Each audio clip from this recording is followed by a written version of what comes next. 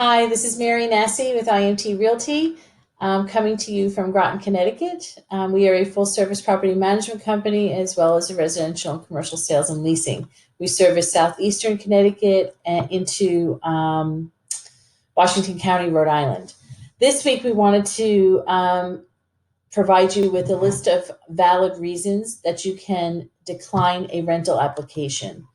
So, first off, the applications can be denied, and the first reason would be for inadequate or unverifiable income. And each owner is going to come up with their own formula. Typically, it's like 3 times the monthly rent is what their gross salary should be, or what landlords are looking for. And they need to provide proof of income. And that could be in the form of pay stubs, W-2s, tax returns, etc. In addition to that, we always call the employer. We don't just accept pay stubs because, believe it or not, some of them can be forged. They can be printed up. Anybody can get on QuickBooks and print out a pay stub today. So we definitely recommend also verbally verifying employment. Another reason that you can deny a rental application would be for poor credit. So the owners need to have their, standards applied across the board. So you can't just arbitrarily state that you're not accepting one tenant's credit score, and then have it found that you accepted the same credit score from somebody else. So if that credit score is 650, that has to be applied over all the applicants.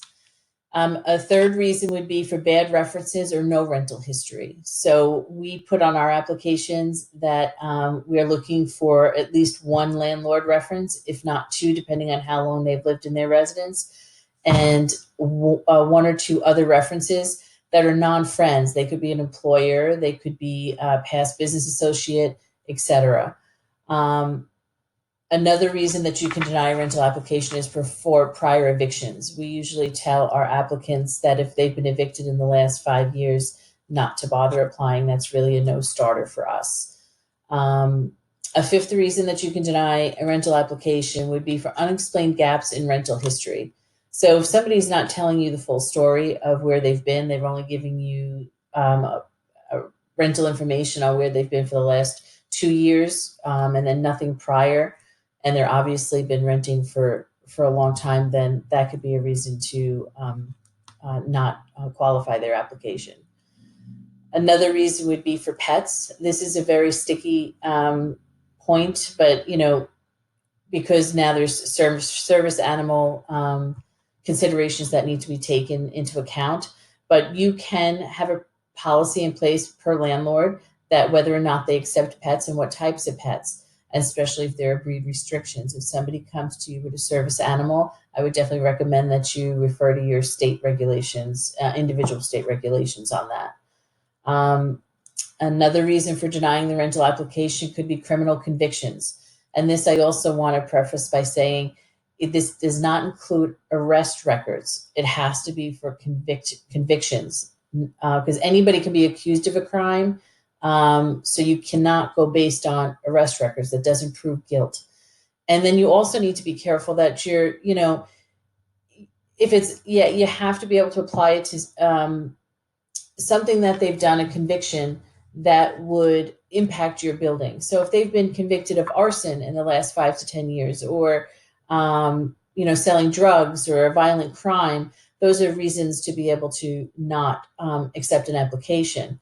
But if they've had a minor conviction that really has no impact on the well-being of a building, you might want to reconsider and just check with an attorney first. And then some states are, or cities have different regulations for what crimes can be used as a valid rejection. So I would definitely check with your individual states. Let's see. Another reason would be providing false information. That's pretty easy. If you go to verify information and they're not giving you the full story, then that's definitely a valid reason to not accept their application. And then you can also not accept an application based on incomplete information on their rental application. So if they didn't fill out all the required fields, you can deny their application. And the last reason would be that the tenant does not authorize, a background check. We do criminal credit and eviction background checks. If they don't allow us to do that, then we do not have to accept their application. Once you deny an application, you should send a rejection letter and stating specifically what the reasons are, and you should do that across the board. You cannot discriminate based on source of income. So I just want to make sure that all the landlords out there do understand that. And whatever guidelines you put in place as far as your criteria, they have to be applied to everyone, not just a select few. Otherwise, that is discrimination. And just make sure you're obeying all the fair housing regulations that are in place. If you'd like a link to a rejection letter, a sample rejection letter, at the end of the video, you can click the link below and you'll be able to download a sample rejection letter. And again, if you have any questions, you want to reach out to us and run anything by us, feel free to contact us. And if you'd like to follow us on YouTube, feel free to click the link below, and I will see you next week. Thank you. Bye-bye.